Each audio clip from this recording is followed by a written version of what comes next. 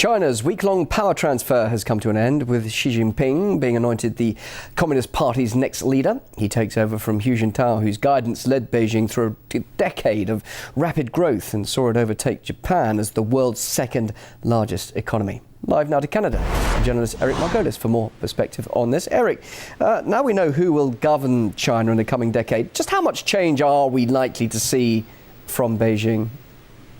It's very hard to tell. You know, the rise of Xi Jinping to be the new leader of China was widely expected. No surprise there.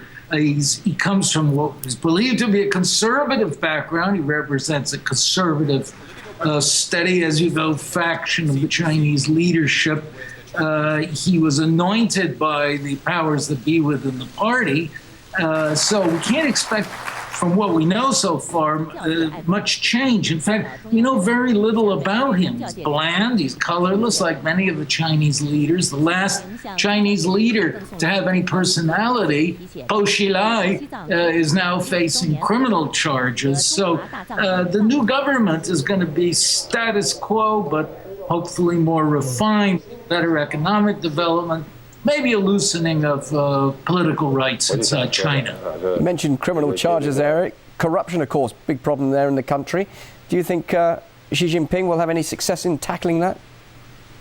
He may have some, I would think so. He could put a lot of fear into the ruling circles in China, but corruption will be extremely hard to root out in China. You don't have a free press, you don't really have a free judiciary. The only fear is being caught by the Communist Party itself, which tends to cover up scandals. I find what is interesting, though, is that in the last change of power, the former president, Jiang Zemin, held on for 2 more years control of the Central Military Commission, which is really the control of China's huge military. This time, Hu Jintao relinquished control of the commission and gave it to Xi Jinping, which puts Xi in a position of unprecedented power in China. He has all the levers of control in his hands. What about the economics? There are predictions, of course, that China will overtake the US economically in about 4 years from now. What's Washington going to do about that? Will it try and contain Beijing in some way?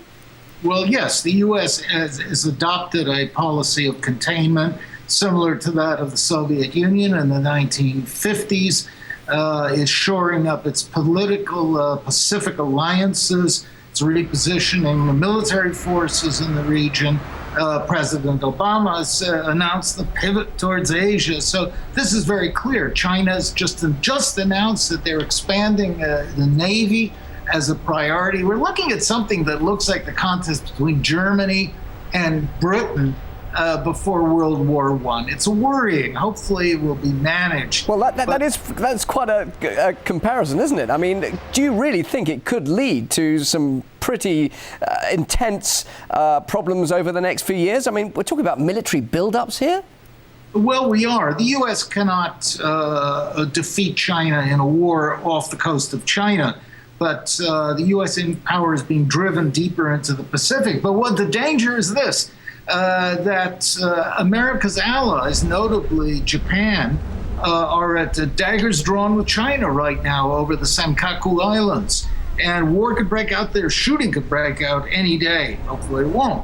But America then could be drawn by, if Japan's fighting China, America could be drawn into the conflict, as it could be with the Philippines or with South Korea. So while America is worrying about being drawn into a war against Iran by unilateral Israeli action, it's now having to worry about what the Japanese are going to do. Yeah, you mentioned South Korea there. Of course, differing views over what's going to go on with South Korea and North Korea. Of course, China's trying to denuclearize the North Korean peninsula. And now, of course, we've got the US backing South Korea with its ballistic missile range intentions. So that's an area of tension, isn't it?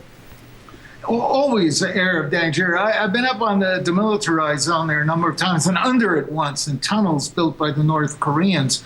You know, there are millions of men ready to go to war there on a few hours' notice. So it's a very dangerous situation. And the U.S. and South Korea keep holding these military exercises quite close to North Korea, which makes them crazy and tends to provoke incidents. So, the chances of war there are high. What worries the U.S., of course, is that North Korea's missiles, inaccurate as they are, threaten Japan and Okinawa. Eric? And they could start another war. Really interested to hear your thoughts on this. Eric, thanks very much indeed for joining us live there from Canada. Eric Margolis.